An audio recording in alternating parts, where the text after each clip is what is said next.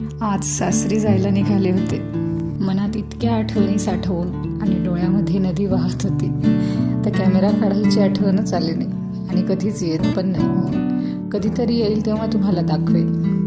वय कितीही झालं ना तरी माहेरचं अंगण हवं हवंसंच वाटतं, सुटत नाही. पण कितीही मनाची घालमेल असो, जीव दोघीकडे अडकतो. आता बोलताना सुद्धा पॉज येतो आहे. आपण कितीही मनाला समजवलं ना आणि कितीही म्हटलं चला आपल्या घरी जातो आहे, तो आनंद तर असतोच, पण त्यापेक्षा जास्त दुःख माहेरचं अंगण सुटताना होतं. शेवटी माहेरचं अंगण ते माहेरच असतं. त्याची सर कुठल्याच अंगणाला येणार नाही हे तितकंच मात्र खरं असतं. आणि आईवडिलांच्या सावलीत तर प्रेमाचा ओलावा जपला जातो. तिथं जितकं मोकळं वाटतं ना तिथं कुठेच नाही वाटत. तिथं जबाबदारी मुक्त स्वच्छंद जीवन जगतो आपण. कितीही वय झालं तरी लहान मुलासारखं वागडतो आपण आपल्या माहेरी.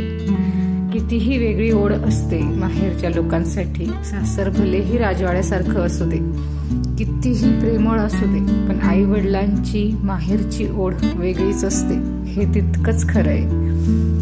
आपण कितीही म्हटलं ना की चला थोड्या दिवसांनी तर यायचंच आहे किंवा ते येतील थोड्या दिवसांनी, पण तरी त्या क्षणाला जे वाटतं, त्या क्षणाला जे मन भरून येतं ना, तो क्षण खरंच जड असतो. हे कोणीही मान्य करेल. ज्या माहेरवाशिनी असतील, ज्या आपल्या सासरी जात असतील किंवा आपल्या घरी जात असतील की आपण माहेरून आता निघतोय, जाण्याची वेळ झालेली आहे, तो क्षण खूप मनाला लागून जातो आणि खूप असं मन भरून येत असतं. हे पण तितकंच खरं आहे. म्हणून मला एक कविता आठवली. आरती रांजणे यांची कविता होती. मी बरेच आधी वाचली होती, खूप छान होती, गोड होती.